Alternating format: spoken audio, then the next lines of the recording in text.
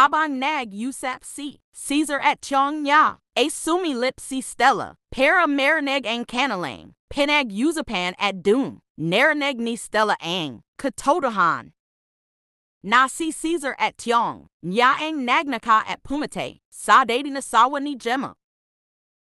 At pagpasok ni Stella ay sinabi ni Chong ni Caesar na sige kung gusto mo, sabihin mo ang totoo kay Stella. Ngunit di ni Caesar sinabi ang totoo.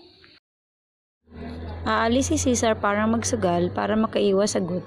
Ngunit nagalit si Stella dahil puro na lang sugal si Caesar. Kaya naglabas ng sama ng loob si Stella dahil daw kay Caesar ay nagawa niya ang mga di dapat gawin. At nasabi niya dito nang di sinasadya na nakapatay siya ng bata dahil kay Caesar.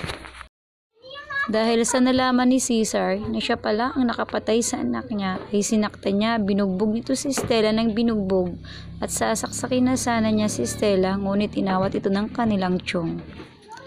Kila Gemma naman, habang pauwi na sila Ning at Gemma, ay naabutan nila o hinarang sila ng mga di nila kilalang mga tao na hinahanting si Caesar o kunin ang kanilang ari-arian dahil yun daw ang pinagbayad ni Caesar sa kanyang mga utang sa sugal. Ngunit sinabi ni Gemma, hiwalay na rin sila at pinagnakawan din siya ni Caesar. Ngunit sinabihan si Gemma na wala siyang pakialam dahil asawa niya si Caesar.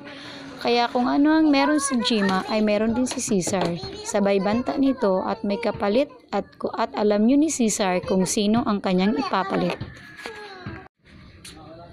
Habang inaawat ni Chong si Caesar sa pagsaksa kay Stella ay nakatakas si Stella. Sumakay siya ng tricycle at papuntang presinto para magsumbong sa pulis sa ginawa ni Caesar sa kanya at sa pagpatay at pagnakaw nito.